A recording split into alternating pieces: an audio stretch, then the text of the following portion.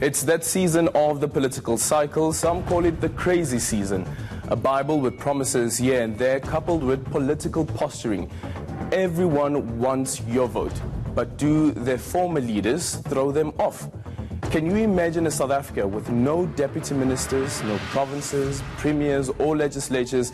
That's what the Red Berets are offering. Welcome to the Politbureau. I'm Aldrin Sampear, and joining us from our Cape Town studio and to unpack the EFF's Manifesto, which was launched yesterday, is the party's Member of Parliament, Veronica Mente.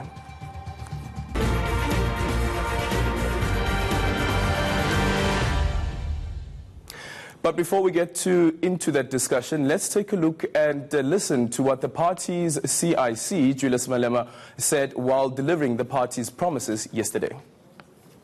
The theme of this election is our land and jobs now. We cannot postpone the land question. We cannot postpone the jobs question. It must happen now. We don't want to be told that we'll get land in 2030.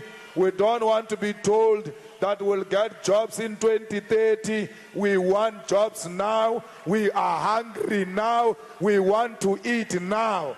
That's why our message is very simple. But Marina, they don't have land. Barile batlo refa 30% of the land Habachia Musho in 1994. But they only delivered 7% in 25 years. Veronica Mente, welcome to the Politbureau. She joins us from our Cape Town studio. First of all, how would you sum up this manifesto that the party has launched yesterday?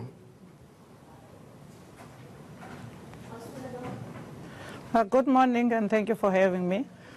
Firstly, let me congratulate the EFF, its leadership and at all levels and the ground forces for a well-attended and a successful manifesto launch. The EFF yesterday delivered its manifesto, and within the manifesto the theme speaks for itself: land and jobs now.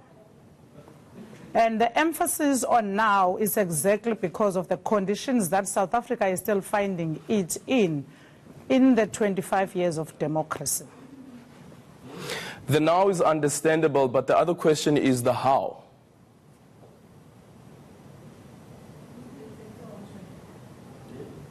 Come again? I'm saying that you are saying land now, jobs now, but the bigger question is the how. How? Yeah. How do you ensure that you get those jobs now? How do you ensure that you get the land now?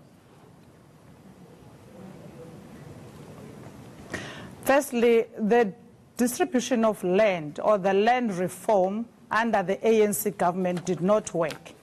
The willing buyer, the willing seller policy did not work. Hence, Parliament last year spent half of the year dealing with the issue of expropriation of land consultations that was happening in all over South Africa. And of course, that was led by, a motion was sponsored by the EFF, led by the EFF.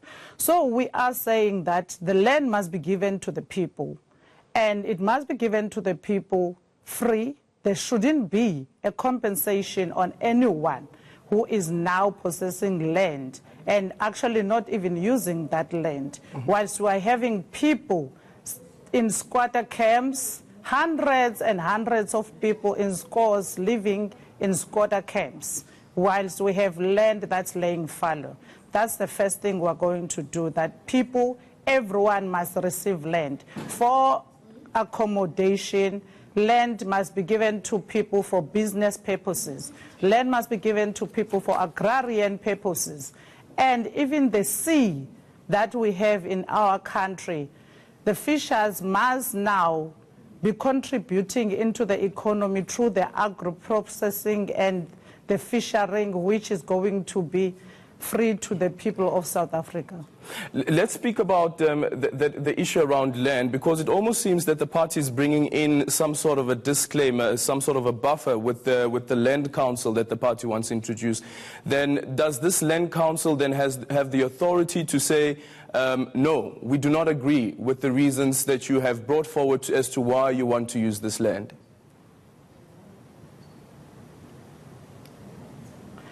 Yes, the EFF will have at least 3 levels of the land overseers in terms of distribution. There will be the Land Council established.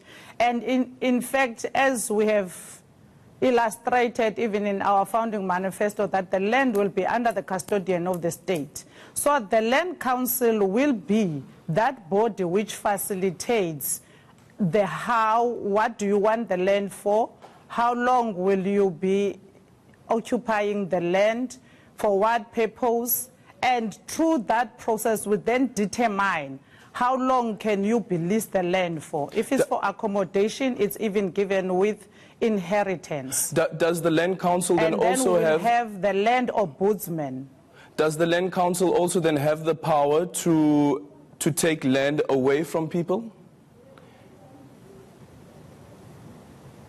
When you do not use it for the purpose of which you have applied for, it will then take it away from you. Does it not take away people's rights to own land then, to own property?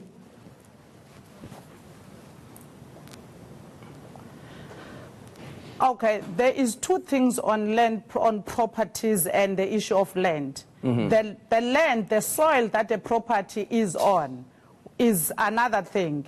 The property which is your house and you have built, used your money and everything is your house.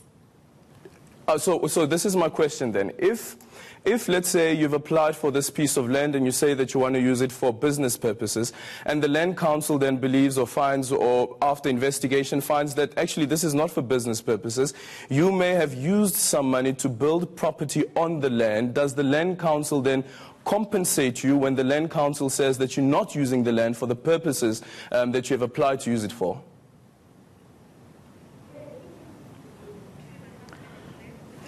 I did not catch that question correctly, but I think you are saying if a person takes the land, applies for the land and use it for something else rather than what they have stipulated into their lease contract. Yes. Is that what you are asking? Does the council then compensate them when they've already used money to build something on that piece of land? You know, the law in South Africa currently does not allow people applying for anything under false pretense.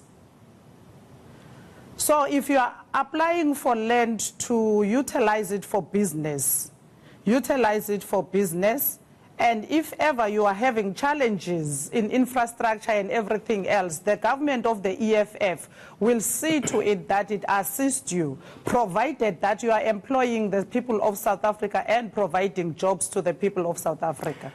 There wouldn't be a problem within that. But if you apply for land and then you do absolutely something else which you did not apply for and which is in contrast with the law, then we'll have a problem.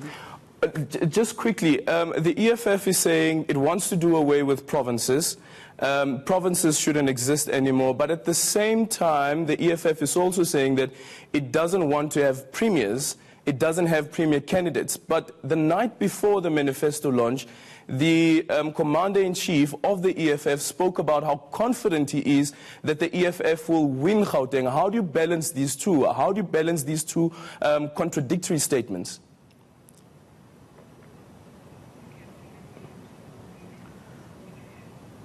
The EFF, our government, will do away with the provinces. And the reason behind that is absolutely simple. We cannot have boundaries and borders within South Africa. When you are living in the Eastern Cape, and that actually perpetuates the issue of tradition in South Africa. I understand that. If you are in Eastern Cape, you want I understand that, but my issue is that the party is saying do away with the provinces. It doesn't have premiership candidates, yet the party's leader the night before said that the party is confident that it will win Gauteng. The other question is, why is the EFF even standing for provincial elections if the EFF is saying that these provinces should be done away with? There is no way that we are not going to stand for elections simply because we are advocating that there shouldn't be provinces and borders within South Africa. We are living in a constitutional country, and the constitution currently says there is 9 provinces. And you are saying... we are speaking in line with what the current constitution is saying. However, when the EFF takes over, we are going to do away with provinces. And that means now the constitution which rules South Africa will have to be amended. But how do you carry out a mandate where the party says that we don't believe in provinces, we don't believe in these boundaries that have been set? Yet, let's say if the EFF wins Gauteng, how do you govern such a province when you are saying that these boundaries should be done away with?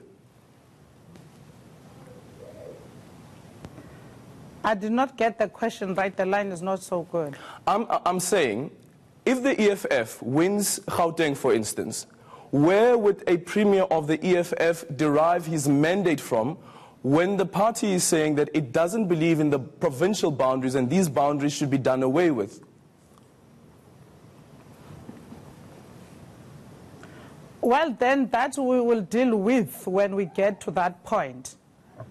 If we do not get absolute majority to rule the country and amend the constitution, and we happen to win some of the provinces, we will deal with how then we determine who becomes the premier of which province. Veronica Mente, thank you so much for your time. Well, South Africa, there you have it. The EFF says it will deal with that issue when it gets there. So when the date is announced on the election day and you go to the polls, this is also something that you need to take into consideration about what the EFF stance is on the provinces and whether you believe that the EFF would carry out its mandate even though it believes that there shouldn't be any provincial boundaries. After the break, what should happen to former party leaders, especially when they head west and the party is heading east? And how do you balance the power dynamics? After the break.